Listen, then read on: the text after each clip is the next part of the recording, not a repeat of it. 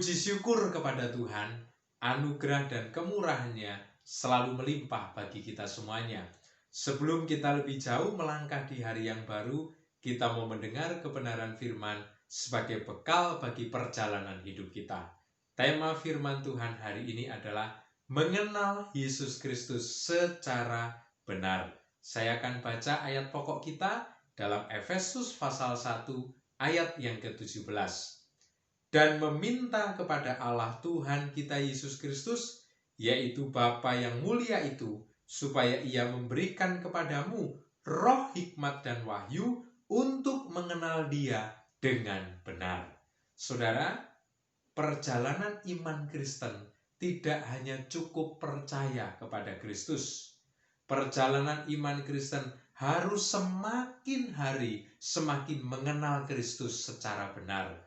Karena pertumbuhan iman kita tergantung dari seberapa dalam pengenalan kita kepada Yesus Kristus secara benar.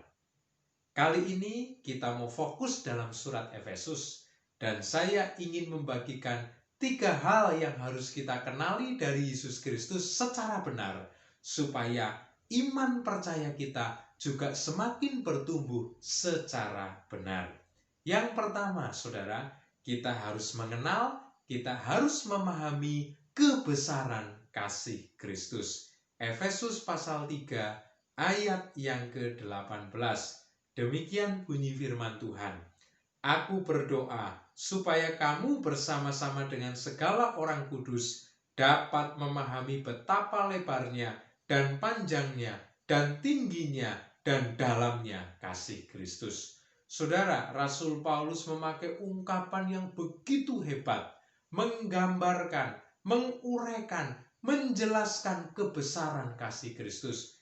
Kasih-Nya tidak ada duanya, tidak ada tandingannya, tidak ada batasnya. Saudara bisa perhatikan mulai pasal 1 ayat yang ketiga. Kristus mengaruniakan segala berkat rohani yang ada di dalam sorga. Dialah yang memilih kita sebelum dunia dijadikan. Dia yang menebus dosa kita. Dia yang mengampuni. Dia yang menyucikan kita. Bahkan karya keselamatan, kasih-Nya itu benar-benar membuat saya dan saudara bisa menikmati hidup yang kekal. Karena Efesus pasal 2 ayat 8 dan ayat yang ke-9 mengatakan bahwa kita selamat bukan karena usaha kita, bukan karena perbuatan kita, tetapi semua hanya karena kasih karunia Allah. Oleh karena itu, saudara, kita bisa tahu bahwa Kristus itu besar dalam kasih-Nya karena Dia sudah mati di atas kayu salib. Dia sebagai perwujudan kasih karunia Allah yang menyelamatkan saya dan saudara.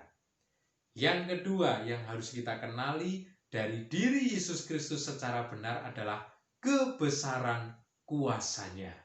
Kita lihat dalam Efesus pasal 1 ayat yang ke-19. Demikian bunyi firman Tuhan. Dan betapa hebatnya kuasa-Nya bagi kita yang percaya sesuai dengan kekuatan kuasa-Nya. Ayat ini tidak hanya berhenti sampai di sini saja, tetapi saudara bisa perhatikan ayat 22 dan ayat yang ke-23. Kebesaran kuasa Kristus menaklukkan segala sesuatu.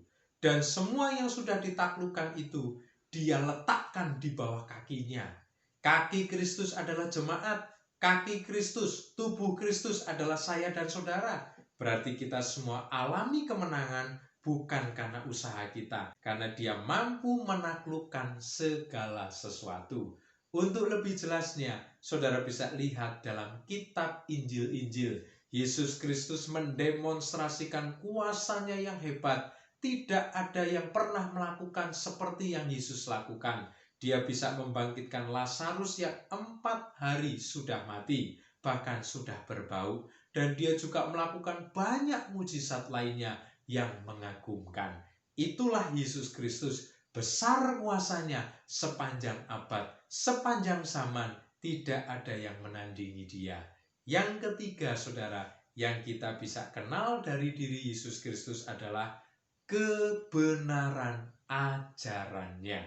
Sekali lagi, kebenaran ajarannya.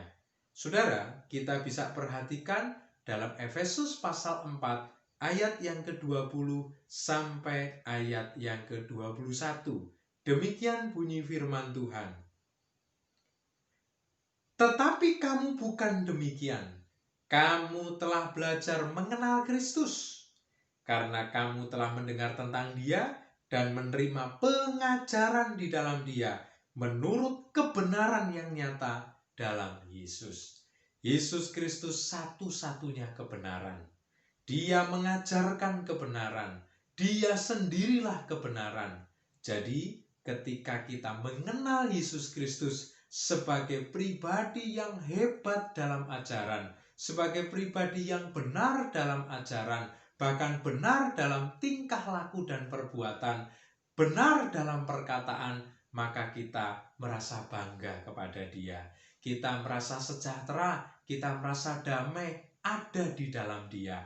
Kita tidak mungkin tersesat, kita tidak mungkin binasa, kita tidak mungkin salah jalan, karena kita sudah ada di dalam kebenaran Yesus Kristus. Saudara bisa perhatikan dalam Yohanes pasal yang ke-14 ayat yang ke-6.